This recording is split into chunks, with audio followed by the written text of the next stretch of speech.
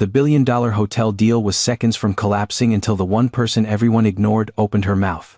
At the Grand Monarch Hotel in downtown Chicago, panic moved faster than footsteps on polished marble. The Chinese investor had already stood up. His briefcase was snapped shut. His team was gathering their papers. A $1 billion acquisition was falling apart in front of everyone. "Does anyone speak Mandarin?" cried Eleanor Whitman, the hotel's executive director. "Anyone?"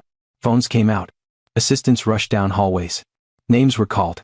Translators were contacted. No one answered.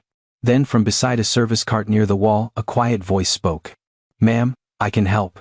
Eleanor turned and saw Maya Brooks, a black housekeeper in a faded gray uniform, holding a stack of clean towels against her chest. Her shoes were worn. Her name tag was scratched. To Eleanor, she looked like the last person who belonged in that room. "You," Eleanor snapped. "This is a billion-dollar negotiation, not a housekeeping request. Step away." Maya lowered her eyes. But across the room, the lead investor, Mr. Daniel Zhang, was already walking toward the door. His face was cold. His trust was gone. One bad translation had turned a serious concern into an insult, and no one at the table even knew it. Maya looked at the door. Then, at the contract. Then she stepped forward. No one asked her to. No one believed in her. She just did it.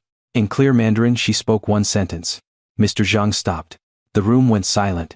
And in that moment, the woman they treated like she was invisible became the only person who could save everything.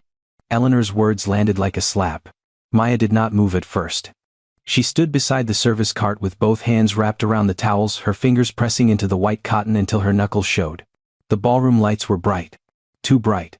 They caught every speck of dust in the air, every gold edge of the ceiling, every polished glass on the conference table. And every eye in the room was on her. Eleanor Whitman took one step closer, her heels clicking against the marble. "Did you hear me?" she said, low and sharp. "Step away." Maya swallowed. "Yes, ma'am." Her voice was soft. Almost too soft to hear. But she did not step away. That was when Eleanor's face changed. The panic from the collapsing deal twisted into something colder, something meaner. She looked Maya up and down as if the gray uniform, the service cart, and the worn shoes told her everything she needed to know about the woman standing in front of her. "You clean rooms," Eleanor said. "That is your job." The room froze. One assistant lowered her phone. Another stopped typing. At the far end of the table, one of Mr. Zhang's advisors glanced up, watching closely even though he did not understand every English word. Maya's cheeks burned. "I understand Mandarin," she said. "I heard what Mr. Zhang said. The translation was—" Eleanor cut her off. "No. You heard nothing." Her smile was thin now, the kind of smile people wear when they want to hurt you without raising their voice. "You were standing where you always stand. Behind people. Out of the way." Maya looked at the carpet. The old instinct came back fast. "Stay quiet. Keep your job. Do not make trouble." She had learned that lesson in hotel hallways and staff elevators and break rooms where people stopped talking when she walked in. She had learned it from managers who called her sweetheart when they wanted extra work done and unprofessional when she asked for a better shift. But this was different. Mr. Zhang had one hand on the door handle. The billion-dollar deal was not slipping away. It was walking out. Maya lifted her eyes. "Ma'am," she said carefully, "he believes the contract gives your company full control after the acquisition. That is not what the clause says." The interpreter made it sound like— Eleanor laughed once. Not loud. Worse. A small cruel sound. "You think you can explain contract language now?" Maya's shoulders tightened. Around the table no one spoke. Not the lawyers. Not the finance team. Not the junior executives who had spent the morning whispering about how important this deal was. They all sat there, stiff and silent, watching a woman in power crush the only person brave enough to speak. Eleanor turned slightly, making sure everyone could hear. "Look at you," she said. "You come in here with a cleaning cart wearing that uniform smelling like bleach and linen spray, and you want these people to believe you can save a billion-dollar negotiation."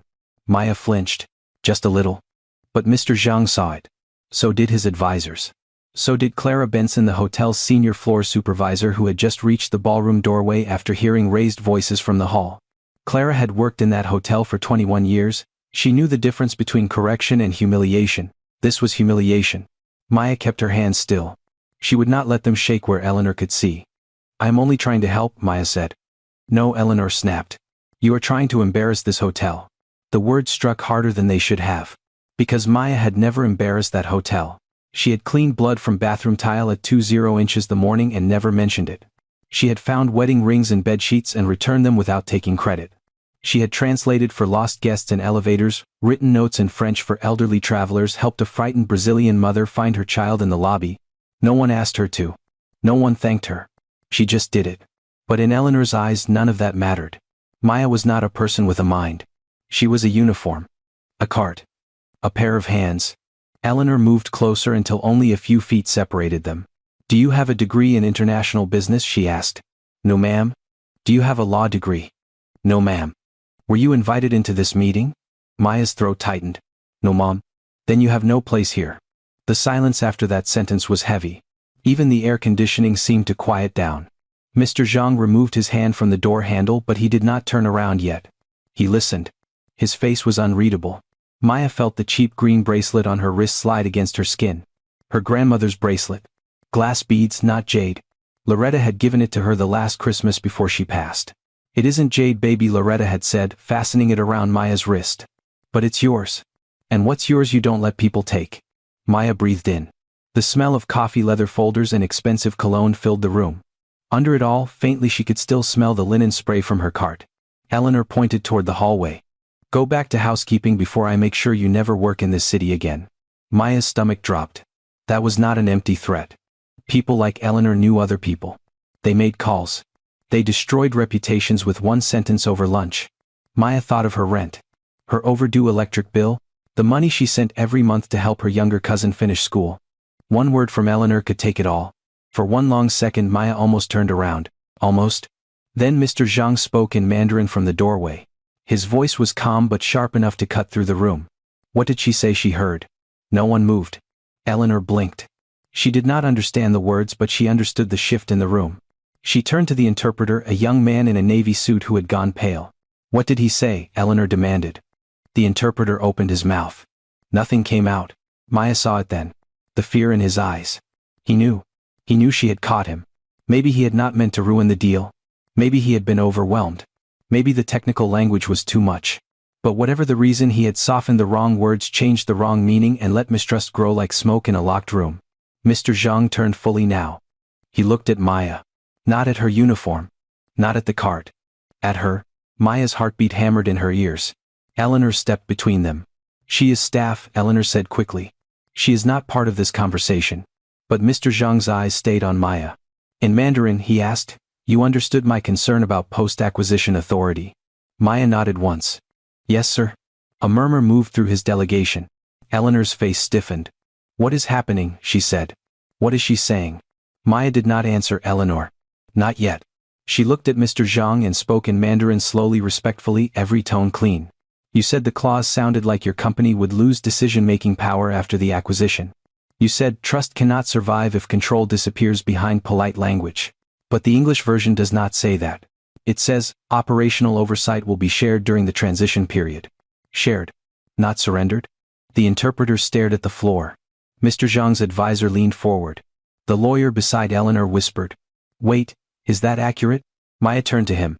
Yes. Her voice was stronger now. The problem is not the contract. The problem is the translation. Eleanor's mouth opened but no words came. For the first time since Maya had entered the room, Eleanor was not in control. Mr. Zhang took one slow step back from the door. Then another. He placed his briefcase on the table. The sound was small. But everyone heard it. Maya stood beside the service cart, heart-pounding, face-warm bracelet pressing against her wrist. The woman Eleanor had tried to throw out of the room had just stopped $1 billion from walking out of it. For a moment no one spoke. The room had changed. A minute earlier Maya Brooks had been treated like something that did not belong near the table. Now the lead investor was looking at her like she was the only steady person in the building. Eleanor Whitman felt it too. She felt the power slip. Her hand tightened around the edge of a leather folder. Her polished nails pressed into the cover. She looked from Mr. Zhang to Maya, then to the pale interpreter, then back to Maya again. How, Eleanor said slowly, do you know Mandarin? There it was. Not thank you. Not please continue. Not what else did we miss? Just suspicion. Maya knew that tone. She had heard it her whole life. When people like Eleanor saw a gift in someone like her, they did not call it discipline. They called it strange. They called it impossible. They looked for a trick. Maya stood beside the cart. The wheels squeaked softly when her hip brushed the handle. I learned, she said. Eleanor gave a dry little laugh. You learned? Yes, ma'am. Where? Maya's eyes moved to the long table. Contracts. coffee cups, phones, gold pens. A room full of people with degrees framed on walls and titles printed on heavy business cards. Then she looked down at her own hands. Hands that had scrubbed tile until the skin cracked. Hands that had folded sheets in perfect corners. Hands that had carried trays, lifted mattresses, cleaned mirrors, and still found time to turn pages at midnight. At the public library, she said. The words landed softly. Too softly for a room like that. One of Mr. Zhang's advisors tilted his head. Eleanor stared. The library, she repeated. Maya nodded. And online courses. Podcasts. Old grammar books. Practice calls. Anything I could find. The interpreter shifted in his chair, still silent. Maya could feel the room measuring her again. But this time something was different. They were not measuring how little she was worth. They were measuring how much they had missed. And the truth was, they had missed everything. Because Maya Brooks had been building herself in silence for years. Long before that ballroom. Long before the billion-dollar deal. Long before anyone at the Grand Monarch Hotel knew her name. She had started with one borrowed book. It was a thick Mandarin phrase book from a branch library on the west side of Chicago, its cover bent, its pages stained with coffee, its first chapter titled Basic Greetings. Maya had checked it out after a guest from Beijing got lost in the lobby and no one could help him find the pharmacy 3 blocks away. He had stood there embarrassed and frustrated, holding up a bottle of prescription medicine and a phone with no signal. People walked around him. Maya had watched from beside the elevator with a basket of fresh towels in her arms. She did not like the look in his eyes. Lost. Small? Invisible? She knew that look. So after her shift she went to the library. The first week she learned hello, thank you, left, right, hospital, taxi. The second week she learned tones. The third week she almost quit. Mandarin did not bend easily. It did not forgive laziness. The same syllable could mean 4 different things depending on the tone. Her mouth stumbled. Her tongue felt too slow. She sat at her kitchen table at 10 inches the morning, whispering words into the blue light of her old phone while the radiator knocked in the wall. Again? Again? Again? No one corrected her. No one encouraged her. She just kept going. By the end of that year she could help guests with directions. By the end of the second she could understand conversations. By the end of the third she was listening to Chinese business podcasts while pushing a housekeeping cart down the hallway. To anyone passing by, she was just another maid with earbuds in. But inside those earbuds were market reports, contract disputes, interviews with CEOs, lessons on negotiation, language, debates about investment law. She did not listen once. She listened until she could repeat the sentences. Then came French. That one came from her grandmother's old Creole prayers and a need she could not explain. Maya liked the way French moved, smooth in some places, sharp in others, like a ribbon hiding a blade. She wrote verbs on sticky notes and placed them on the refrigerator. She copied sentences from borrowed novels. She watched French news with the captions on, then off, then on again when she got lost. Portuguese came from a laundry worker named Rosa Alvarez who called everyone honey and sang while sorting sheets. Rosa would speak to her sister on the phone during breaks, fast and warm and full of music. Maya started asking questions. 1 word became 10. 10 became a page. Rosa laughed at her accent but taught her anyway. Arabic came later. Harder. Beautiful. Maya joined a night class at a community center in Bridgeview. The class met every Tuesday and Thursday in a room that smelled like dry erase markers and old coffee. She took 2 buses to get there.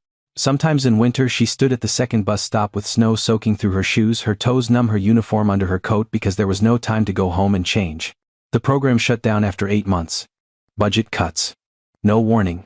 Most people stopped coming after that. Maya did not. She found recordings, free worksheets, children's books, news clips, anything, everything. 1 language had opened a door. 4 languages became a house she built for herself brick by brick after the world kept handing her locked rooms. And through it all, she kept 1 notebook. It was in her locker right now. A battered black notebook with a warped cover and a rubber band wrapped around it twice because the spine had given up years ago. If someone saw it on a break room table, they would not look twice. That was the mistake. People rarely looked twice at anything that belonged to Maya. Inside, every page was crowded to the edges. Mandarin characters in careful rows. French sentences rewritten until the grammar was clean. Portuguese phrases circled in blue ink. Arabic script practiced again and again, some lines shaky, some graceful. Notes in the margins, arrows, corrections, little reminders to herself. Do not rush the tone. Listen before translating. Meaning is not always the same as words. That last line had saved the room. Not a degree. Not a title. Not a corner office. A sentence written by a hotel maid at 2:17 inches the morning after a double shift. Mr. Zhang stepped closer to the table now. His eyes stayed on Maya. In Mandarin he asked, "You taught yourself all of this?" Maya hesitated. Then she answered in the same language. "Yes, sir." Slowly, one of the advisors murmured something under his breath. It was not mockery. It sounded closer to respect. Eleanor heard the murmur and stiffened. "This is highly irregular," she said, trying to pull the room back into her hands. "We cannot allow an unqualified employee to interfere in a legal negotiation." Maya turned to her. For the first time she did not lower her eyes. "I am not interfering," she said. "I am telling you the words were wrong." Eleanor's face reddened. "You are a housekeeper." "Yes," Maya said. The room went still again. Maya's voice did not rise. "And I am also fluent enough to know that your interpreter told Mr. Zhang your company wanted final authority over staffing budgets and operational decisions after acquisition. But the contract says joint approval during the transition period. Those are not the same. Not even close." The hotel attorney leaned over the contract, scanning fast. His finger stopped halfway down the page. Then his face changed. "She's right," he whispered. No one breathed. Eleanor looked at him like he had betrayed her. "What?" The attorney swallowed. "The clause says shared oversight." The Mandarin translation presented it like unilateral control. Mr. Zhang's jaw tightened. His advisors began speaking quickly among themselves. Eleanor stood frozen, her confidence cracking in front of everyone. And Maya felt the old fear still inside her. It had not disappeared. It had simply moved over. Because something stronger was standing beside it now. Years. Discipline. Hunger. Library lights. Bus rides in the cold. A grandmother's bracelet against her wrist. A notebook no one knew existed. She had not become valuable in that moment. She had been valuable the whole time. The room was only just catching up. Mr. Zhang looked at Maya Brooks as if the room had just turned on a light. But Maya was no longer fully in that ballroom. For 1 second, the marble floors, the glass walls, the $1 billion contract, Eleanor Whitman's tight face, all of it faded. And she was back in a small apartment on the south side of Chicago. 3rd floor. No elevator. Radiator banging in the winter like somebody was trapped inside the pipes. A kitchen table with one leg shorter than the others steadied by folded cardboard. A window that rattled whenever the wind came hard off Lake Michigan. And across that table sat the woman who had raised her. Her grandmother, Ruthie Brooks. Ruthie had hands that never rested. Even at the end of a long day cleaning offices downtown, she would come home, wash those hands with lemon soap, tie her robe and start moving again. Rice on the stove. Beans in the pot. Bills stacked by due date. A church fan tucked behind the sugar jar. She was not a tall woman, but she carried herself like one. Back straight. Chin lifted. Eyes sharp enough to catch a lie before it reached the air. For 30 years Ruthie cleaned the same office buildings where people in suits walked past her without seeing her face. She emptied their trash. She polished their desks. She scrubbed coffee stains from floors while they talked about promotions, mergers, vacations and second homes. They rarely said her name. But Ruthie never let that make her small. At night after dinner she would sit with Maya at that kitchen table and speak to her in French Creole, slow and musical, the language of Ruthie's mother and her mother before that. Maya did not understand it all at first. She only loved the sound.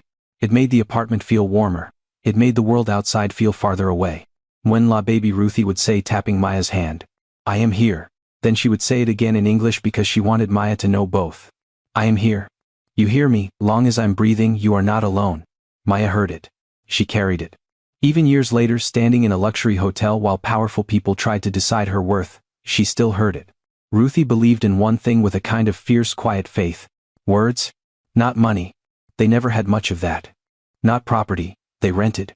Not titles. Ruthie had none. Words? She told Maya that language was a key. A coat. A weapon. A shelter. A bridge. Sometimes all 5 in the same day. One rainy evening when Maya was 12, she found Ruthie sitting at the kitchen table with her work shoes off, rubbing the swollen bones in her feet. Her socks were damp. Her uniform smelled faintly of bleach and old carpet. Maya had been complaining about school, about a teacher who laughed when she mispronounced a word during reading time. "I hate words," Maya muttered. Ruthie stopped rubbing her foot. The apartment went quiet except for the hiss of the stove. "You don't hate words," Ruthie said. Maya shrugged. "They make people laugh at me." Ruthie leaned forward. "No, baby. People laugh because they think laughter makes them taller. It doesn't." Maya looked down. Ruthie reached across the table and lifted her chin with 2 fingers. "Listen to me. Language is the one thing nobody can repossess. Not the landlord. Not the boss. Not a bank. Not a man with a badge. Not anybody. Once it is inside you, it is yours. Maya did not know it then, but that sentence would become a wall inside her. A wall she could lean against when life tried to knock her flat. When Ruthie spoke Creole, Maya listened. When Ruthie wrote French words on grocery receipts, Maya copied them. When Ruthie corrected her pronunciation, Maya tried again. Not because she was chasing some grand future. Because her grandmother's eyes lit up when she got it right. That was enough. Then Ruthie got sick. Not all at once. That would have been easier to understand. It came in pieces. A cough that stayed too long. A hand pressed against the kitchen counter. A missed shift. Then two. Then medical bills and envelopes with red lettering. Maya was 19 when Ruthie passed. 19 with no parents to call, no savings, no college fund, and a silence in the apartment so deep it felt physical. The chair across the kitchen table stayed empty. Ruthie's robe still hung on the bathroom door. Her lemon soap sat by the sink, worn thin in the middle. After the funeral, Maya cleaned out Ruthie's purse. There was not much inside. A folded church bulletin. A peppermint. $3 in singles. An old photograph of Maya at age 6 with 2 missing front teeth. And a public library card. Still active. Maya held that card in her palm for a long time.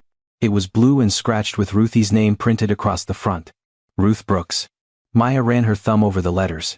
For the first time in days, she heard her grandmother's voice clearly. Language is the one thing nobody can repossess.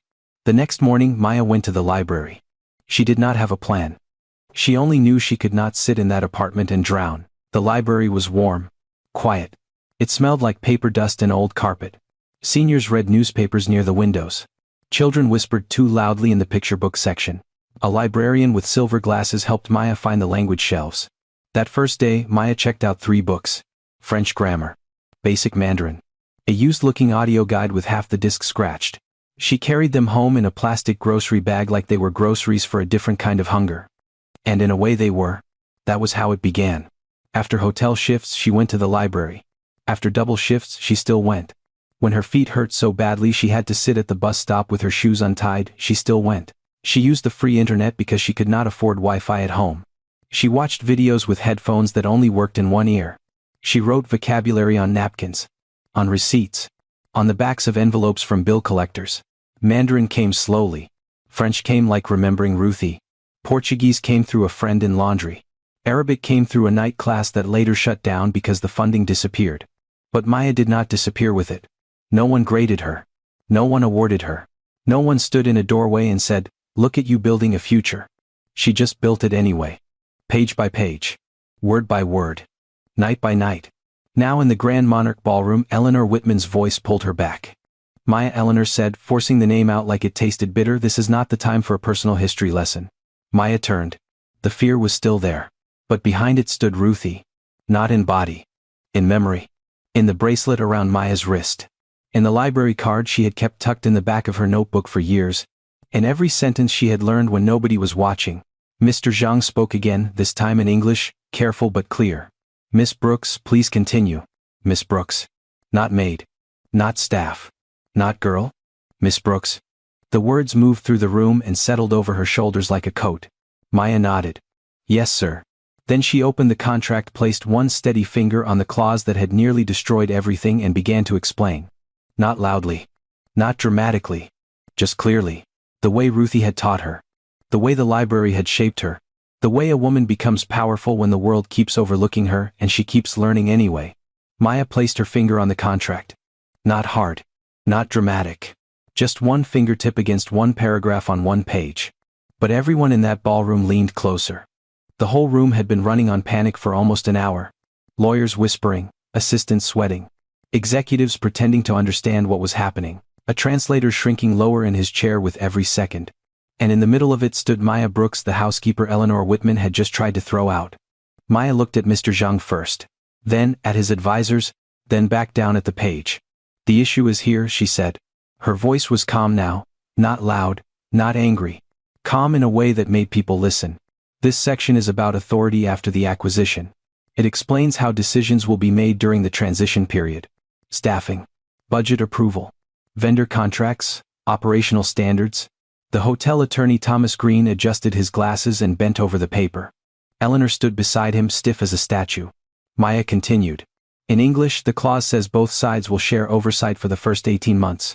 Major decisions require joint review. Neither side can act alone on structural changes without written approval from the transition committee. Mr. Zhang's senior advisor, a woman named Grace Lu, narrowed her eyes. Maya saw the question forming before it was spoken, so she answered it in Mandarin. But what Mr. Zhang heard was different. The room shifted. Maya turned slightly toward the investor. The interpreter told you the hotel group would retain final authority over staffing budgets and daily management after the purchase. He made it sound like your company would provide the money, take the risk, and still have no real control. Mr. Zhang's jaw hardened. Yes, he said in Mandarin.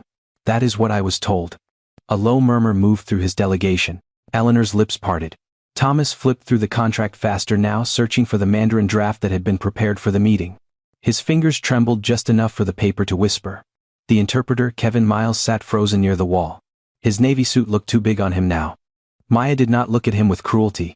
She almost felt sorry for him. Almost. But sympathy could not undo a billion-dollar mistake.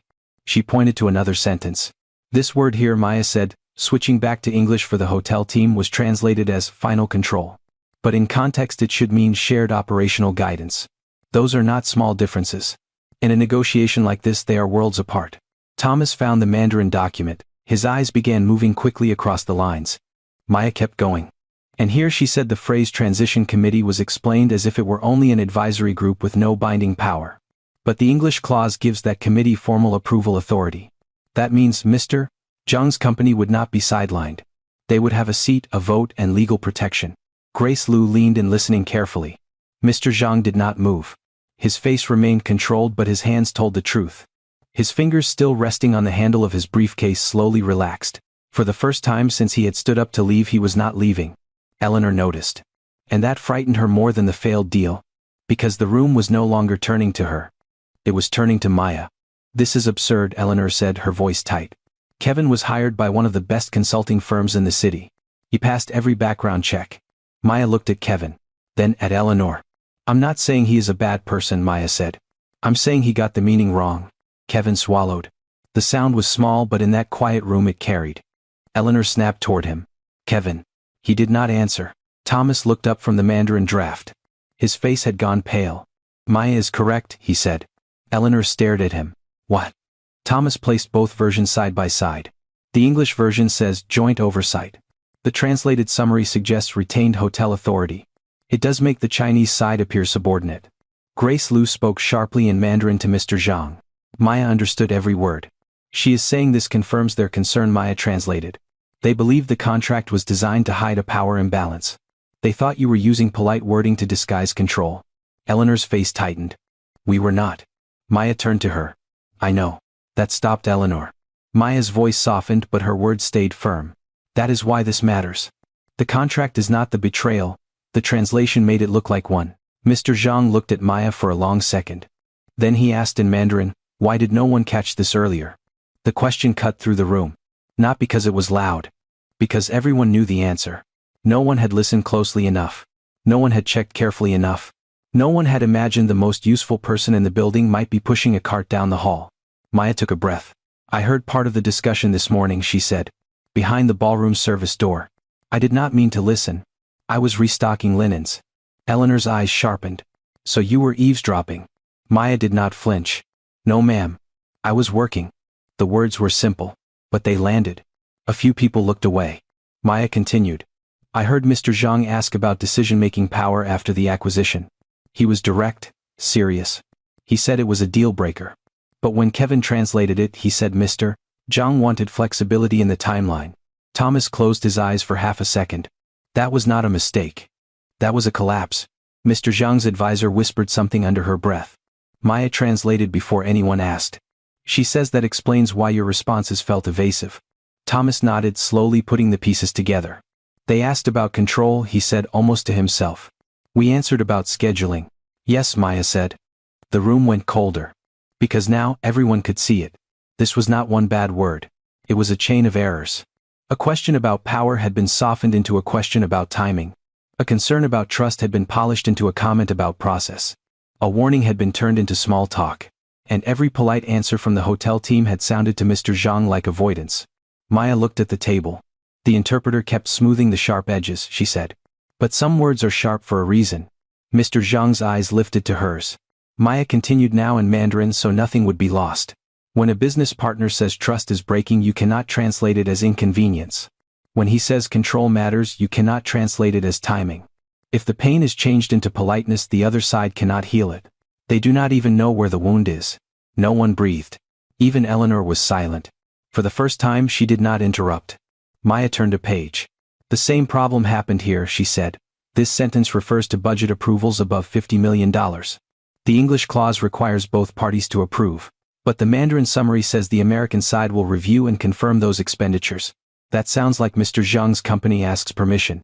Grace Liu's expression hardened again. That phrase was unacceptable, she said in Mandarin. Maya translated. Thomas rubbed a hand over his mouth. God, he whispered. Eleanor looked like she wanted to disappear inside her own blazer. Maya did not enjoy it. This was not revenge. This was repair. She turned to Mr. Zhang. Sir, I understand why you were angry. If I had heard what you heard, I would have stood up too. That sentence reached him. His face changed. Only slightly. But enough.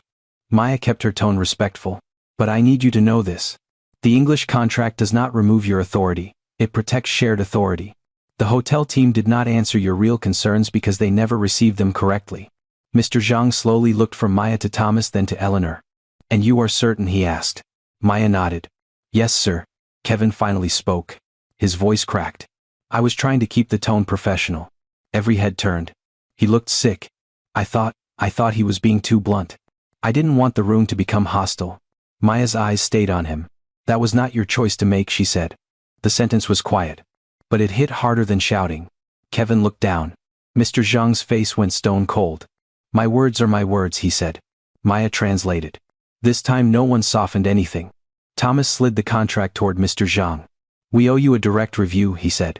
Clause by clause. No summaries, no smoothing. No assumptions. Mr. Zhang did not sit yet. He looked at Maya.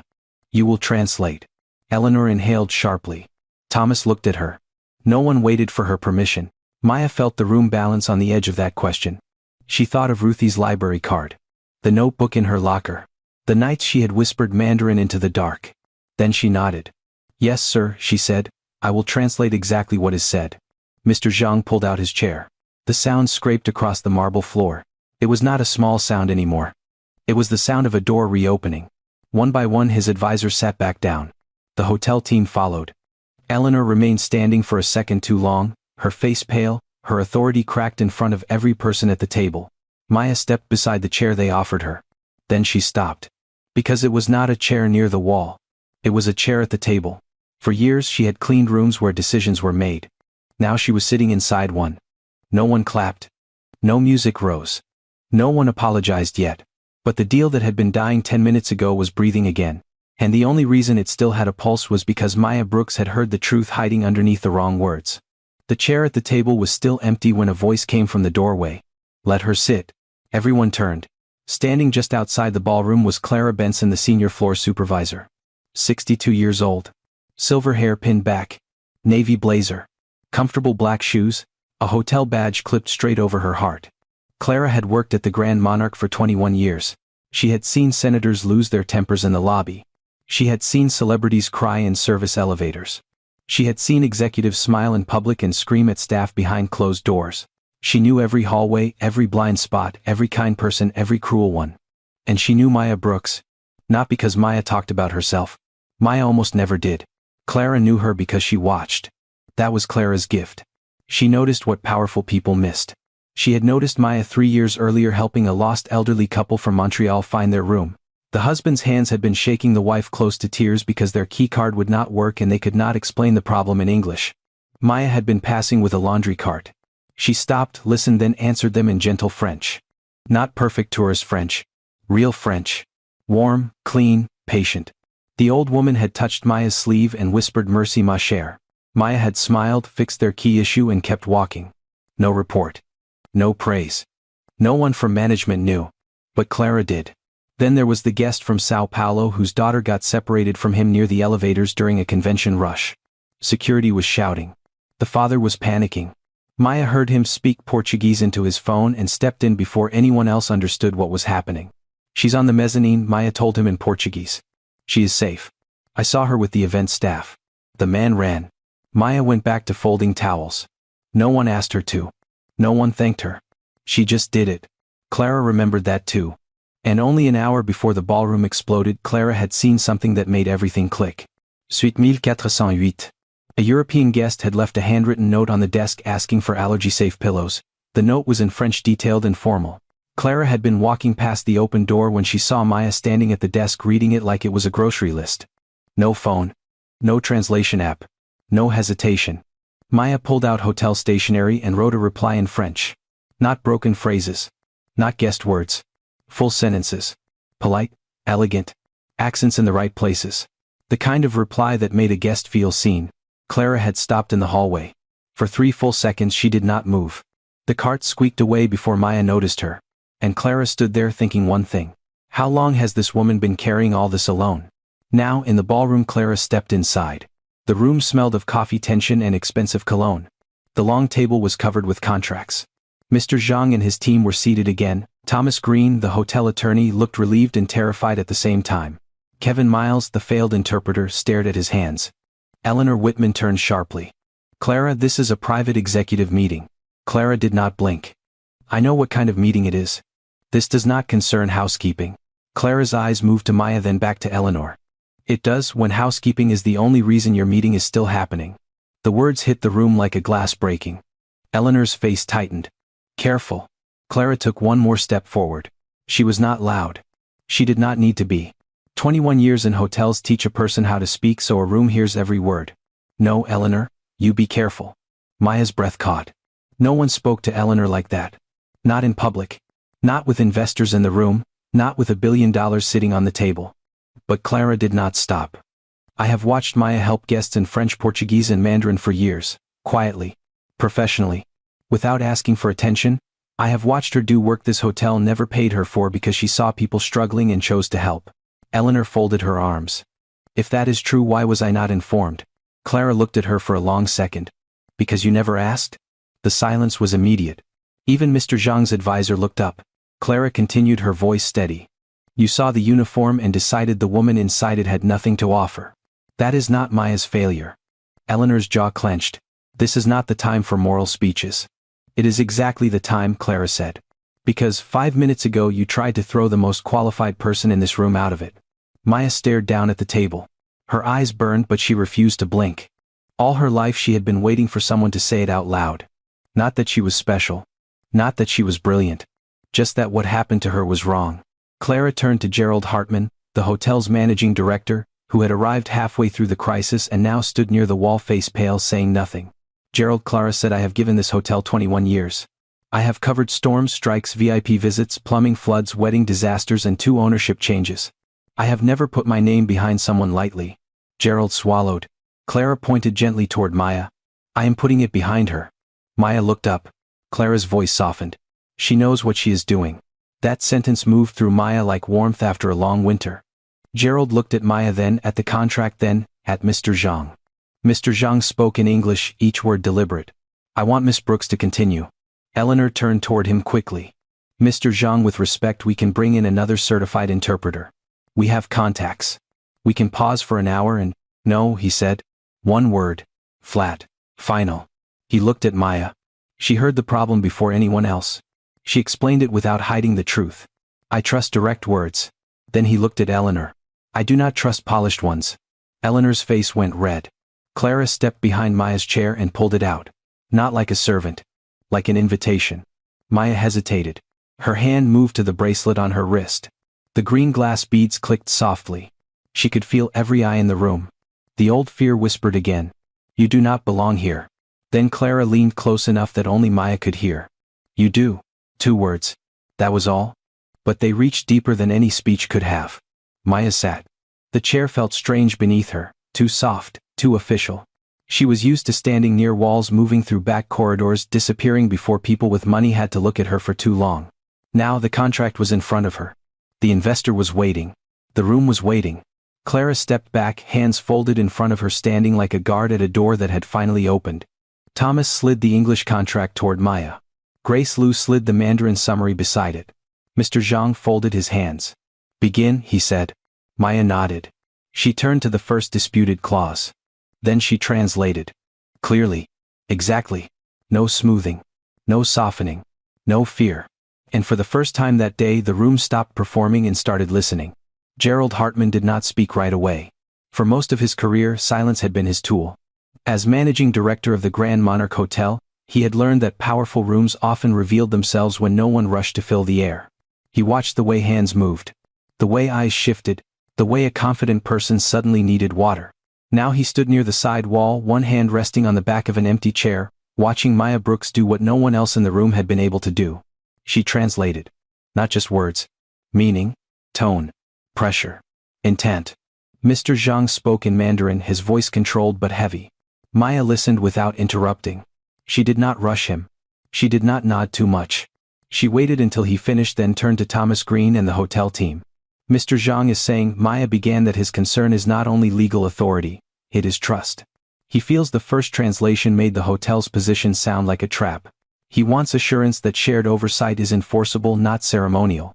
Thomas nodded, slowly, pen in hand. That is fair, he said. We can clarify the language. Maya turned back to Mr. Zhang and delivered Thomas's words in Mandarin. Clean, balanced, exact. Mr. Zhang's advisor Grace Liu leaned forward and asked a follow-up. Maya listened, then translated again. She is asking whether the transition committee will have written veto power over budget decisions above $50 million or only review authority. Thomas glanced at the page. Gerald saw his attorney hesitate. Maya saw it too. So did Mr. Zhang. And in that tiny pause, the old mistrust started to rise again. Maya gently placed her hand near the contract, not on top of it, careful not to appear forceful. The English wording is not strong enough there, she said. It says joint review but not final written approval. That could be misunderstood. Thomas looked at her. Eleanor Whitman, still standing stiffly near the end of the table, let out a quiet breath through her nose. Gerald heard it. But he did not look at her. He looked at Maya. Are you certain, he asked? His voice was calm. Not suspicious. Not condescending. A real question. The kind that gave a person room to answer. Maya looked at the clause again. Yes, sir, she said. The intent may be shared approval, but the wording leaves a gap. In Mandarin that gap becomes even larger. If I translate it literally, Mr. Zhang's team will hear weakness. If I translate what I think you meant, I would be doing what Kevin did. I would be changing the words. The room went still. Kevin Miles flinched as if the sentence had touched a bruise. Gerald held Maya's gaze. There it was. The difference. She could have made the hotel look better. She could have smoothed the language. She could have protected the room that had almost thrown her out. But she did not. Because Maya Brooks understood something no one had said out loud yet. A translation that protects pride can still destroy trust. Gerald straightened. Then we correct the contract, he said. Eleanor turned quickly. Gerald, we cannot start revising core provisions in the middle of... We can, Gerald said. His voice did not rise. But Eleanor stopped. Gerald moved to the table and sat across from Mr. Zhang. The managing director, gray-haired and tired-eyed, folded his hands in front of him. Mr. Zhang, he said, I owe you a direct answer. We did not intend to retain unilateral control. If the English wording leaves room for doubt, then the wording is wrong. Maya translated. Word for word. Mr. Zhang listened. His expression did not soften, but his eyes changed. Just slightly. Like a locked door had not opened yet, but the key had turned. Gerald continued. I also owe you an apology. Your concerns were not heard accurately. That should not have happened. Maya translated that too. No polish. No performance. Just the apology as it was. Mr. Zhang leaned back in his chair. For the first time his briefcase was no longer in his hand. Gerald turned his head toward Kevin. Mr. Miles, he said, please surrender your conference badge and digital access card. Kevin's face drained. Sir, I can explain. I believe you already did, Gerald said. You changed the tone because you thought the room could not handle the truth. That is not interpretation. That is interference. Kevin lowered his eyes. No one moved as he removed the badge from his jacket and placed it on the table. The plastic card made a small clicking sound. Somehow, it sounded final. Gerald looked to hotel security near the doorway. Escort him to the administration office. His firm can be contacted from there. Kevin stood slowly. His chair scraped against the floor. He did not look at Maya as he passed her. But Maya looked at him. Not with victory. Not with anger. With something quieter. A warning maybe. Or sorrow. Because she knew what it felt like to be afraid in a room that felt bigger than you. But fear did not give anyone the right to bend another person's words until the truth disappeared. When Kevin was gone, the ballroom felt different. Less crowded. Less poisoned. Gerald turned back to Maya. Miss Brooks, he said. The title still startled her. Yes, sir. I need to know exactly what Mr. Zhang has been asking us. Not what sounds comfortable. Not what sounds polite. Exactly. Maya nodded. I can do that. Eleanor stepped forward. Gerald, we are putting the entire negotiation in the hands of an employee with no formal credentials. Gerald finally looked at her. His face was quiet. That made it worse. No, he said. We are putting the negotiation in the hands of the person who understood it. Eleanor's lips tightened. She works in housekeeping. And today Gerald said she is working here. The words settled over the table. Clara Benson, still standing behind Maya, lowered her eyes for half a second. Not in submission. In relief. Maya felt it too. Not triumph. Relief. A door had opened, but she knew better than to mistake an open door for safety. She still had to walk through it. Gerald slid his own copy of the contract across the table. Let us begin again, he said. Mr. Zhang studied him. Then he looked at Maya. You will translate everything. Yes, sir, Maya said in Mandarin. Everything. No softening. No, sir. No protecting anyone. Maya paused. Then she answered, only the truth. Mr. Zhang held her gaze. Then he gave one small nod. That nod changed the room more than any speech could have. The hotel team sat up straighter. The Chinese delegation reopened their folders. Grace Liu uncapped her pen. Thomas pulled a blank legal pad closer and wrote at the top. Revisions shared authority. Maya began. Clause by clause. Sentence by sentence. She explained where the English contract was clear and where it was weak. She translated Mr. Zhang's concerns without making them sound friendlier. She translated Thomas's legal responses without dressing them up. When Eleanor tried to interrupt with a polished corporate phrase, Maya stopped, listened, and translated the phrase exactly. Mr. Zhang frowned. That means nothing, he said. Maya turned to Eleanor. He says that means nothing. A few people looked down at the table. Eleanor's face flushed. But Gerald almost smiled. Not because it was funny. Because it was honest. For the first time all afternoon the room was no longer drowning in polite lies. It was breathing in plain truth. And truth, uncomfortable as it was, gave them something solid to stand on. At 3:18 p.m., Gerald asked for a fresh draft of the transition clause. At 3:26, Grace Liu proposed new language for written approvals. At 3:34, Thomas accepted the structure. At 3:41, Mr. Zhang asked for a 10-minute break, not to leave but to speak privately with his team. That difference mattered. Everyone knew it. As his delegation stepped out, Mr. Zhang paused beside Maya. In English, he said, "You are very precise, Miss Brooks." Maya looked up. "Thank you, sir." He nodded once. Then he walked out. Only after the door closed did Maya realize her hands were shaking under the table. Clara saw. She placed one hand lightly on the back of Maya's chair. Gerald saw too. He did not announce it. He did not embarrass her. He simply reached for a bottle of water, opened it, and set it beside her. "You are doing well," he said quietly. Maya looked at the bottle. Then at him. For years she had been corrected, rushed, overlooked, and dismissed. Now the managing director of the Grand Monarch Hotel was waiting for her to breathe. That was the moment she understood something. Gerald Hartman had not saved her. He had done something rarer in rooms like this. He had listened before judging. And because he listened, the deal still had a chance. The 10-minute break did not feel like 10 minutes. It felt like an hour. The Chinese delegation stepped into the private side room with the door closed behind them. The ballroom stayed quiet after they left, but it was not peaceful quiet. It was the kind of quiet that sits on people's shoulders. Maya Brooks kept both hands around the water bottle Gerald had placed beside her. She had not taken a sip. Her fingers were still shaking, so she held the bottle tighter, hoping no one would notice the small tremor. Clara noticed. Gerald noticed. Eleanor Whitman noticed too. But Eleanor did not look concerned. She looked wounded. Not because the deal was in danger, not because $1 billion might disappear, but because Maya had become necessary in a room where Eleanor had spent years making sure people like Maya stayed invisible. Thomas Green flipped through the revised pages, marking lines with a pen. This new language should address approval authority, he said. Written consent from both parties for staffing changes, capital expenditures, executive appointments, and vendor transitions above the threshold. Maya nodded. That is clearer. Eleanor folded her arms. Clearer or more favorable to them? Maya looked up. Clearer, she said. If the meaning is fair, clarity does not hurt it. Thomas glanced at Maya, then back down at the page. Gerald's mouth tightened just slightly. He heard the truth in that sentence. Eleanor did too. Before she could answer, the side room door opened. Everyone turned. Mr. Zhang came out first. His face gave nothing away. Grace Liu followed, holding a marked copy of the contract. Two other advisors walked behind them, speaking quietly to each other in Mandarin. Their voices were calm but not settled. They had not returned to celebrate. They had returned to decide. Mr. Zhang stood at the head of the table. He did not sit. That alone made the room colder. Maya rose halfway from her chair out of respect, but he lifted one hand. "No," he said in English. "Please." She sat back down. Mr. Zhang looked at Gerald. Then at Thomas. Then at Eleanor. His eyes paused on her just long enough for everyone to feel it. Finally he looked at Maya. He spoke in Mandarin. This time his voice was not angry. It was worse. It was final. Maya listened. Every word. Every pause. Every breath between sentences. When he finished, the room waited for her. Maya's throat went dry. Gerald leaned forward. "Miss Brooks?" Maya turned to him. "Mr. Zhang says," she began, "his team appreciates the correction. They recognize the English contract may not have been written with the intent to remove their authority." A little relief moved through the hotel side of the table.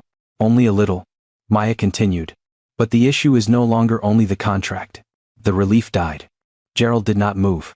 Thomas stopped writing. Eleanor's face tightened. Maya kept her voice steady. "He says trust was damaged before this meeting began. He says when his concerns were softened, ignored, or redirected, it confirmed his fear that the hotel group was more interested in appearances than partnership." Mr. Zhang watched her carefully. Maya translated exactly. "No smoothing. No protection. He says a partner who cannot hear direct words during negotiation may not hear direct warnings during transition. And for that reason," she paused. The next words felt heavy in her mouth. "For that reason he is prepared to end the acquisition today." The room broke. Not loudly, but visibly. Thomas sat back as if the air had been taken from his chest. One assistant covered her mouth. Gerald's eyes lowered to the contract, then rose again. Eleanor went pale. $1 billion was slipping away for the second time. And this time everyone understood why. Eleanor stepped forward fast. "Mr. Zhang, please. We can arrange another meeting. We can bring in a certified international mediation team. We can have a formal statement drafted within the hour." Maya translated. Mr. Zhang listened, then answered in Mandarin before Eleanor had even finished breathing. Maya turned back. "He says formal statements are not trust." Eleanor blinked. Gerald said nothing. Mr. Zhang picked up his briefcase. The small click of the latch sounded like a gunshot. Grace Liu gathered her folder. The advisors stood. Maya felt the room tilt around her. This was the moment. Not the legal clause. Not the bad translation. This. The door was 6 steps away from Mr. Zhang. If he reached it, the deal would die in the hallway, and tomorrow every executive in the city would ask how the Grand Monarch lost $1 billion acquisition in one afternoon. Eleanor moved toward him again. "Please," she said. "There has been a misunderstanding." Maya did not translate. She could not. Because that was not true. There had not been a misunderstanding. There had been a failure to listen. A failure to respect. A failure to believe someone standing outside the circle could see what everyone inside it missed. Mr. Zhang turned from the table. He started toward the door. 1 step. 2, 3. No one stopped him. Not Gerald. Not Thomas. Not Eleanor. The room seemed to hold its breath. Maya stood. Her chair moved back with a soft scrape. Clara's hand lifted slightly as if she wanted to steady her, but Maya was already moving. She stepped away from the table. Past the leather folders. Past Eleanor. Past the frozen executives. The same woman who had been told to go back to housekeeping walked straight toward the billionaire investor leaving the room. "Maya," Eleanor hissed. Maya did not stop. Mr. Zhang reached the doorway. His hand touched the handle, and then Maya spoke. Not in English. In Mandarin, clear. Quiet. Sharp enough to stop a man with 1 foot already out the door. "Mr. Zhang, you were not betrayed by the contract. You were betrayed by the silence around it." He stopped. His hand stayed on the handle. No one moved. Maya took 1 step closer. "You came here asking if your company would have real authority. You were given polite answers to questions you never asked. That made every word after that feel dishonest." Mr. Zhang did not turn yet. But he did not leave. Maya continued. "The contract can be corrected in an hour. The wording can be fixed. The approval rights can be strengthened. But if you leave now, the story will be simple. They did not listen and you walked away." His shoulders shifted slightly. Maya's voice softened. "But there is another story." Now he turned. Slowly. The whole room watched his face. Maya held his gaze. "You saw the problem before they did. You demanded clarity. You were right to be angry. And now, because the truth is finally on the table, you have the power to make this deal stronger than it was this morning." Grace Liu looked at Maya with narrowed eyes, not hostile but deeply focused. Mr. Zhang said nothing.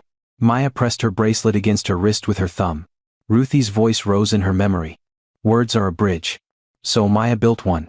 You asked for respect, she said. Not flattery. Not ceremony. Respect.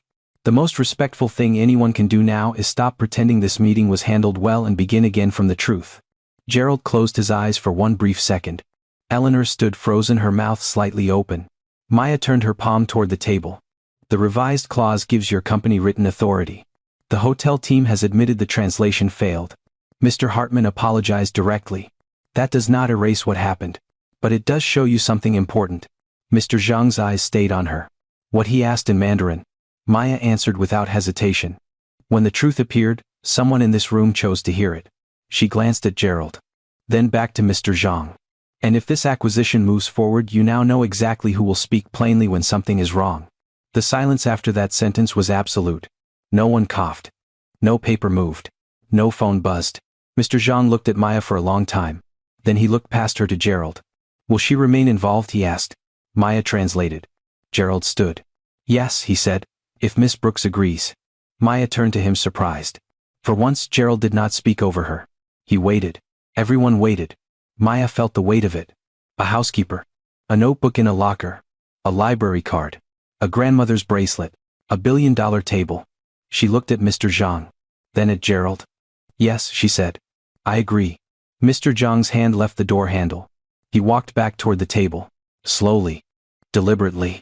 The same 6 steps that had almost ended everything now brought the deal back from the edge. He placed his briefcase down. Saturday folded his hands. Then he looked at Maya and said in English, careful and clear, then we continue. No one cheered. No one dared. But everyone in that room knew what had just happened. In the next 10 seconds, everything changed.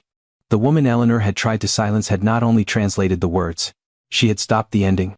For the next 45 minutes, Maya Brooks did something no one in that room had expected from a woman in a housekeeping uniform. She did not just translate. She held the room together. That was the part Eleanor Whitman could not understand. Translation to Eleanor had always meant swapping one word for another. English in, Mandarin out, Mandarin in, English out, clean, simple, mechanical. But Maya knew better. Words carried weight. Tone carried history. Silence carried danger. And in that room every sentence had to cross a bridge that had nearly burned down. Mr. Zhang sat with his hands folded on the table. His face was still guarded. Grace Liu sat beside him, pen ready, eyes sharp. Across from them, Gerald Hartman and Thomas Green leaned over the revised documents. Eleanor stood near the end of the table, arms tight, no longer leading but not gone either. Maya sat between both sides. Not at the head of the table. Not hidden in the corner. Between them. Exactly where she needed to be. Thomas spoke first. The revised language gives both parties written approval authority over major transition decisions. Maya listened. Then she turned to Mr. Zhang and translated into Mandarin. But she did not rush. She did not flatten the meaning. She made clear that written approval meant documented consent, not informal review. She made clear that both parties meant equal power, not ceremonial presence. Grace Liu interrupted with a question. Maya nodded, listened, and turned back to Thomas. She wants to know whether silence can be counted as approval after a certain number of days. Thomas looked down at the page. That is not our intent. Maya translated. Then she added carefully. In this context the phrase may sound like consent by delay. If you do not want that meaning, it should say approval must be explicit. Thomas paused. Then he wrote it down. Approval must be explicit, he repeated. Maya translated that. Mr. Zhang nodded once. Small. But real. A few minutes later, Eleanor tried to repair her image. We have always valued partnership, she said with the polished voice she used in investor calls. Our goal has never been to diminish your company's role but rather to create an efficient framework for long-term collaboration. Maya listened. The sentence sounded fine in English. Too fine? Too smooth? She turned toward Mr. Zhang, then stopped. Everyone noticed. Eleanor's eyes narrowed. What? Maya looked back at her. If I translate that exactly, it will not help. Eleanor's face hardened. Why not? Because it sounds like a speech, Maya said. And right now he is not asking for a speech. He is asking what your company will do differently. The room went quiet. Eleanor looked as if she had been slapped. Gerald leaned back slowly. Maya did not apologize. She did not enjoy saying it, but she did not take it back. Mr. Zhang watched this exchange without needing every word explained. He understood enough from their faces. Gerald turned to Eleanor. Answer the question directly. Eleanor's lips pressed together. Then for the first time that afternoon she dropped the performance. "We will require certified review of all translated legal documents," she said. "We will stop using summarized interpretation for binding contract discussions, and we will assign a bilingual liaison to the transition team." Maya translated. This time the sentence worked. Mr. Zhang listened, then looked at Maya. "Bilingual?" he asked in Mandarin. Maya paused. The room felt that pause. Then she translated his question into English. "He is asking why you said bilingual when the transition will involve English, Mandarin, French, and possibly Portuguese suppliers." Thomas looked at Gerald. Gerald looked at Maya. Eleanor looked away. Maya did not fill the silence for them. That was another thing she understood. Sometimes the right translation was no translation at all. Sometimes people needed to hear the emptiness after their own assumption. Gerald nodded slowly. "Multilingual liaison," he said. "And cultural liaison," Maya translated. Grace Liu wrote that down. For the first time she almost smiled. The meeting moved forward. Slowly at first. Then with rhythm. A concern came from Mr. Zhang's side. Maya carried it across. A legal answer came from Thomas. Maya carried it back. When a phrase sounded defensive in English, she warned them before it became offensive in Mandarin. When a Mandarin phrase sounded harsher than intended, she explained the pressure behind it instead of letting the hotel team take it as an attack. She did not soften truth. She clarified it. There was a difference. At one point, Mr. Zhang spoke for nearly 2 minutes without stopping. His voice stayed low, but his words came fast. He talked about respect, control, reputation, and the danger of entering a partnership where one side smiled too much and answered too little.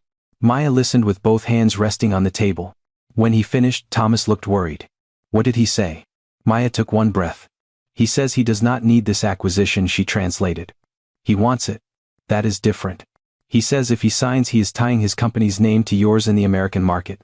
If this relationship begins with hidden meanings, then every future problem will feel like proof that the partnership was flawed from the start." No one interrupted. Maya continued. "He is also saying that direct disagreement is not disrespect. Avoiding disagreement is." Gerald nodded. "That is fair," Maya translated. Mr. Zhang's eyes shifted to Gerald. Something passed between the two men then. Not friendship. Not yet. But recognition. The first honest plank across the bridge. Then came the cultural pieces. Small things. But small things had nearly destroyed them. Mr. Zhang's team did not want public celebration before final regulatory review. To them it looked premature and careless. The hotel team had planned a press dinner. Maya explained why that dinner would feel like pressure, not hospitality. Thomas removed it from the schedule. The hotel team had written integration control in an internal transition memo. Maya explained that the phrase sounded like absorption, not partnership. Gerald changed it to joint transition leadership. Grace Liu asked whether staff changes would be announced by the hotel first or jointly. Eleanor started to answer with a vague phrase about internal protocols.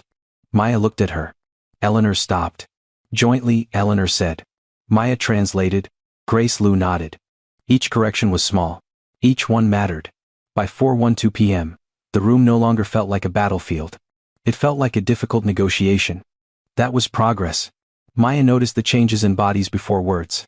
Thomas stopped rubbing his forehead. Grace Liu leaned back instead of forward. Gerald loosened his tie. Mr. Zhang opened the folder he had closed twice that day. Even Eleanor sat down. She did not apologize. Not yet. But she sat. And she listened.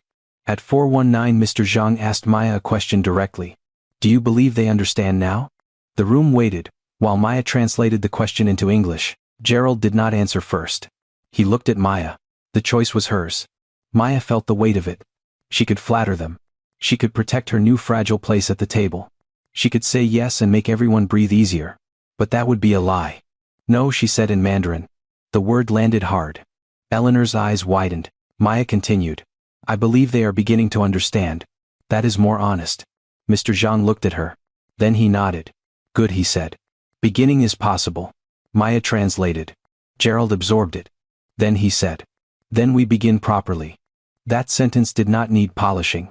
Maya carried it across exactly as it was. Mr. Zhang sat back. For the first time all afternoon, his shoulders eased. The deal was not saved yet. Not fully. But it was no longer bleeding out on the marble floor. It had a pulse. A rhythm. A chance. And everyone in that room knew why. Because Maya Brooks had done more than speak Mandarin. She had heard fear beneath anger. Pride beneath silence. Meaning beneath grammar. She had taken 2 rooms full of powerful people who thought they were speaking to each other and showed them they had been talking past each other all along. No one had trained her for that table. No one had promoted her to that chair. No one had handed her authority. She earned it sentence by sentence. And by the time the sun began to drop behind the glass towers of Chicago, the most important voice in the Grand Monarch Hotel belonged to the woman they had almost sent back into the hallway. Mr. Zhang did not sign immediately. That was the part everyone remembered later. There was no sudden miracle. No dramatic handshake in the first 30 seconds. No music swelling from nowhere. Just a long, careful silence in a ballroom where every person understood they were standing near the edge of something enormous. The sun had moved lower behind the Chicago skyline. Gold light spread across the glass walls and touched the contracts on the table. Coffee had gone cold in white porcelain cups. Phones sat face down. No one wanted a vibration, a ringtone, a distraction. Maya Brooks sat with the revised transition clause in front of her. Her housekeeping uniform still smelled faintly of linen spray. Her shoes still had worn soles. Her bracelet still pressed against her wrist. But the room no longer saw only those things. Mr. Zhang leaned back in his chair and read the new language one more time. Grace Liu sat beside him, marking the final paragraph with a silver pen. Thomas Green waited across the table, hands folded, trying not to look desperate.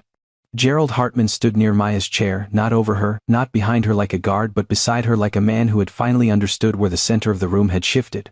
Eleanor Whitman sat at the far end. Silent. That silence was new. For years, Eleanor had filled rooms before anyone else could. She corrected, directed, controlled, smiled when useful, cut when threatened. Now she watched a housekeeper hold together a billion-dollar negotiation, and there was nothing she could say that would not make the truth worse. Mr. Zhang finally placed the revised document flat on the table. "This language is acceptable," he said in Mandarin. Maya translated. A breath moved through the hotel side of the room. Not relief yet. Too early. Mr. Zhang lifted one finger. But acceptance of language is not acceptance of partnership. The breath stopped. Maya carried the words across. Gerald nodded slowly. "I understand." Maya translated that back. Mr. Zhang looked at him, then at Thomas, then at Eleanor. His gaze returned to Maya. "There is one condition." Maya felt the room tighten around her. Gerald's voice stayed even. "Please tell us." Mr. Zhang did not look at Gerald when he spoke. He looked at Maya. "If this acquisition continues, Miss Brooks will serve as cultural and linguistic liaison through the entire transition, not as a temporary favor. Not as an emergency exception. Officially." The words struck Maya before she translated them. For half a second, she forgot to breathe. Grace Liu added something, her tone practical and firm. Maya listened, then turned to the hotel team. "Miss Liu is adding that the role must include direct access to both transition teams, review of translated materials, and authority to flag language or cultural issues before meetings." Thomas blinked. Gerald did not. He looked at Maya. Not at Eleanor. Not at the attorney. At Maya. "Miss Brooks," he said quietly, "is that something you would be willing to do?" The room waited. Maya looked down at the contract. Her name was nowhere on it. Not yet.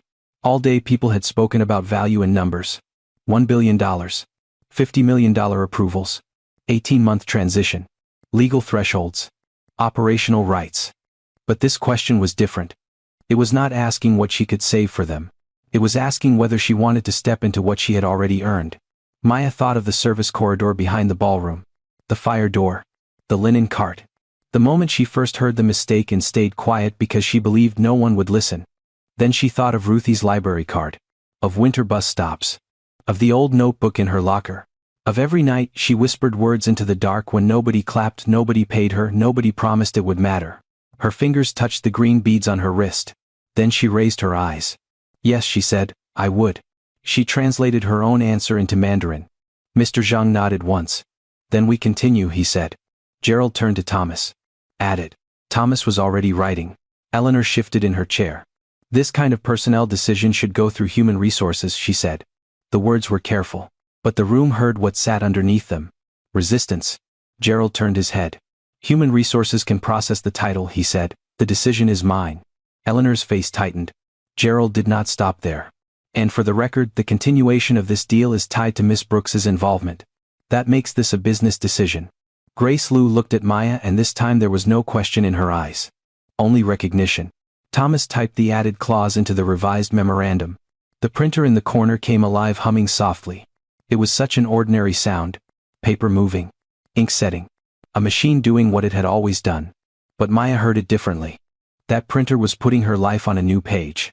A few minutes later, the final document lay on the table. Mr. Zhang read it. Grace Liu read it. Thomas read it.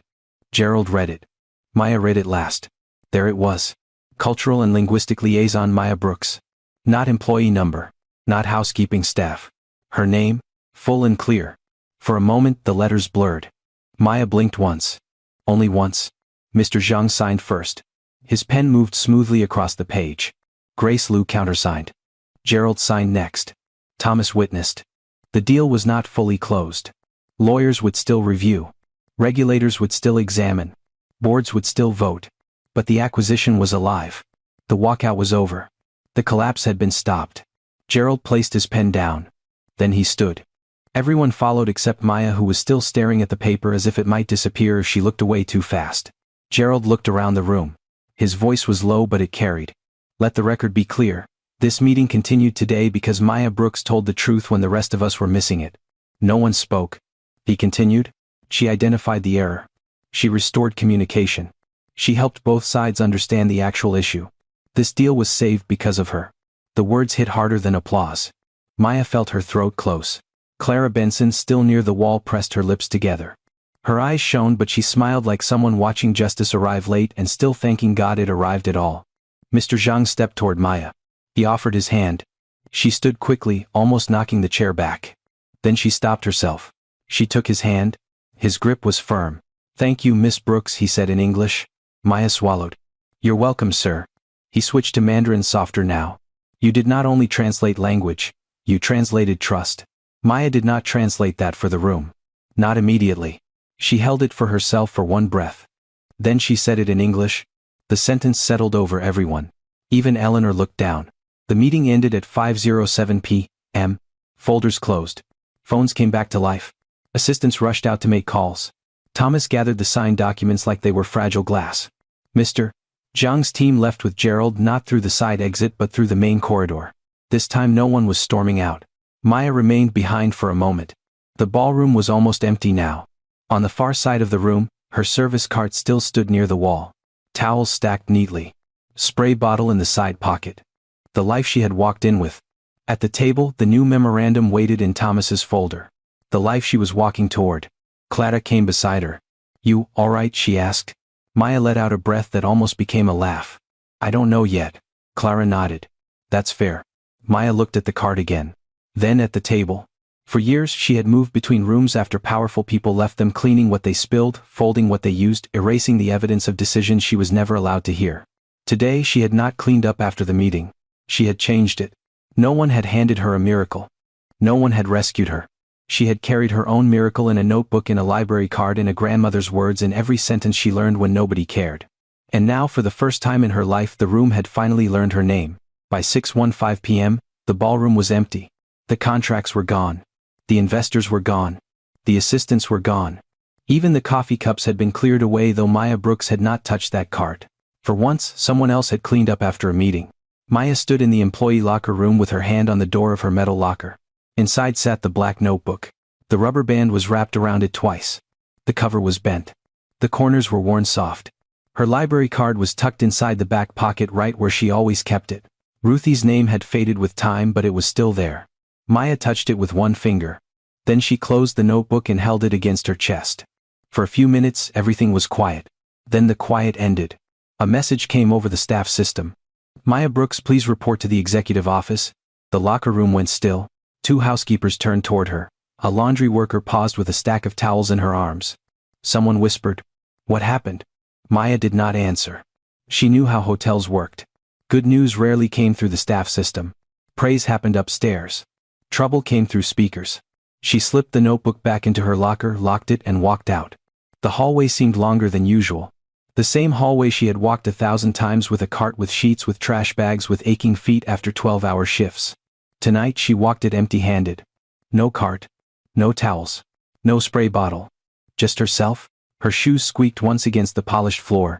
That sound followed her all the way to the executive wing. Inside the conference office, Gerald Hartman stood near the window. Clara Benson sat in one chair. Thomas Green sat in another, a folder open on his lap. Across from them, Eleanor Whitman stood with her arms crossed, her face pale but controlled. Human resources was there too. A woman named Patricia Sloan, gray suit, careful voice, pen ready. Maya stopped at the doorway. You asked for me? Gerald turned. Yes, Miss Brooks. Come in. Eleanor's eyes flicked at the title. Miss Brooks. It still bothered her. Maya stepped inside but did not sit until Gerald nodded toward the chair. Only then did she lower herself into it. Patricia cleared her throat. We are here to review the events of this afternoon. Eleanor spoke before anyone else could. I would like it noted that I acted under extreme pressure during a high-value negotiation. Gerald did not react. Patricia wrote something down. Eleanor continued, her voice smoother now, the old corporate rhythm returning. The situation was unstable. We had an investor preparing to walk out, a contracted interpreter failing in real time, and an unauthorized employee entering an executive negotiation without clearance. Maya looked at the table. Unauthorized employee. Not the woman who saved the deal. Not the person Mr. Zhang trusted. Unauthorized employee. Clara's jaw tightened. Gerald folded his hands. Continue, he said. Eleanor took that as permission. My concern was never personal, she said. It was procedural. We cannot allow staff members to insert themselves into sensitive negotiations whenever they believe they can help. That creates risk. Clara gave a small laugh. Not loud. Just enough. Eleanor turned to her. Is something funny? Clara leaned forward. Yes, she said. The word risk. The room sharpened. Clara's voice stayed calm. The risk today was not Maya speaking. The risk was you refusing to listen. Eleanor's face hardened. That is not accurate. It is exactly accurate, Clara said. You did not question her ability. You attacked her dignity. The air changed. Maya's fingers tightened in her lap. Eleanor looked toward Gerald. I object to that characterization. Gerald spoke quietly. You may object. We all heard you. Eleanor froze. Patricia looked up from her notes. Gerald reached into the folder on the table and slid out a printed statement. Maya recognized parts of it immediately. The timeline. The interpreter's failure. The revised clause. Mr. Zhang's condition. Then Gerald placed another page beside it. Several employees gave statements, he said. Eleanor's mouth tightened. Gerald looked at Clara. Miss Benson reported that you called Maya unqualified because of her housekeeping role. Clara did not look away. Gerald looked back at Eleanor. Thomas reported that you attempted to remove Maya from the room after she had already identified the translation error. Thomas shifted in his chair but nodded. Gerald's voice dropped slightly. And 2 members of Mr. Zhang's delegation included your remarks in their formal incident notes. Eleanor's face changed then. Not much. But enough. She had expected staff complaints. She had not expected the investors to write it down. Gerald continued. This is no longer only an internal matter. Your behavior was witnessed by the client, documented by legal counsel, and directly connected to the near collapse of the acquisition. Eleanor's polished mask cracked. I was trying to protect the hotel. No, Gerald said. One word. No anger. Nu volumi. But final? You were protecting your pride. Maya looked up. Eleanor swallowed. Gerald leaned back. The deal did not almost fail because we lacked resources. It almost failed because the person with the needed skill was standing in front of us and you could not accept where that skill came from. The words landed with the weight of truth. Eleanor looked at Maya for the first time since she entered the room. Really looked. And for the first time Maya saw something behind the arrogance. Fear. Not regret yet. Fear. Fear of being exposed. Fear of losing control. Fear that everything she had built about herself, her status, her authority, her certainty could be undone by a woman she had dismissed in 3 seconds. Patricia closed her folder. Effective immediately, she said, Miss Whitman will be removed from executive-client negotiations pending formal review. Eleanor's lips parted. Patricia continued. She will be reassigned to internal operations during the investigation. Compensation and title review will follow based on findings. Demoted. Not fired. Not yet. But everyone in the room understood what it meant. Eleanor Whitman, who had spent years deciding who belonged in which room, had just been removed from the one she cared about most. Her voice came out thin. You are making a mistake? Gerald shook his head. The mistake was made earlier today.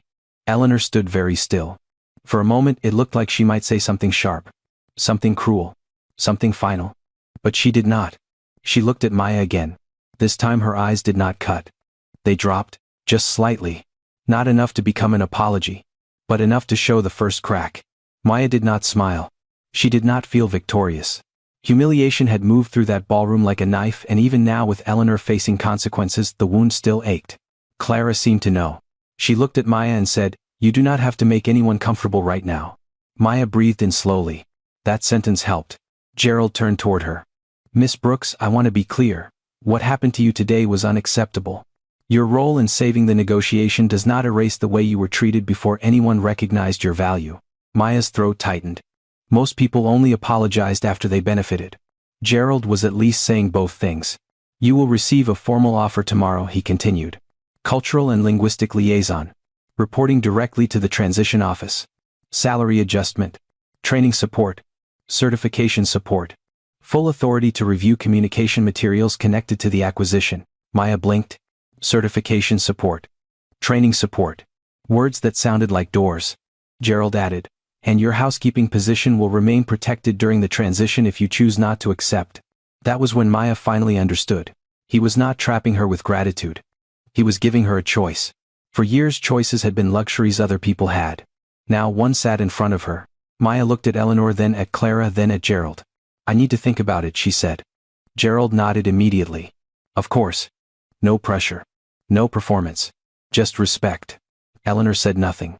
Patricia gathered her papers. Thomas closed his folder. Clara stood slowly, her old knees stiff but her eyes bright. The meeting ended without applause. Again. But as Maya stepped back into the hallway, something felt different. The hotel had not become fair in one afternoon. People like Eleanor did not disappear just because one room saw the truth. But a pattern had broken. A woman who used power to belittle someone weaker had been stopped. A manager who thought dignity depended on title had lost the room. And Maya Brooks, who had been told to step away, had been asked to step forward. She walked back toward the staff elevators. Her shoes squeaked softly on the floor. This time the sound did not embarrass her. It sounded like proof. She was still here. Still walking. But no longer invisible. 3 months later, Maya Brooks no longer entered the Grand Monarch through the service door. She walked through the front lobby in a navy blazer, her name printed on a silver badge. Maya Brooks, Cultural and Linguistic Liaison. Her old cart was gone. Her notebook was not. It sat in her leather work bag beside a new laptop, a stack of certification forms and a passport with a fresh stamp from Shanghai. Mr.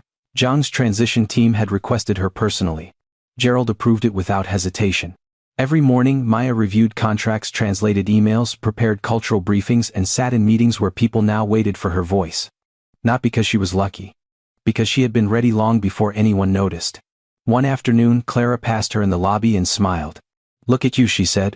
Maya touched the green glass bracelet on her wrist. No, she said softly. Look at what Ruthie built. And for the first time, Maya did not feel like she had escaped housekeeping. She felt like she had carried every hallway with her. Never mistake someone's position for their potential. A uniform is not a limit. A job title is not a destiny.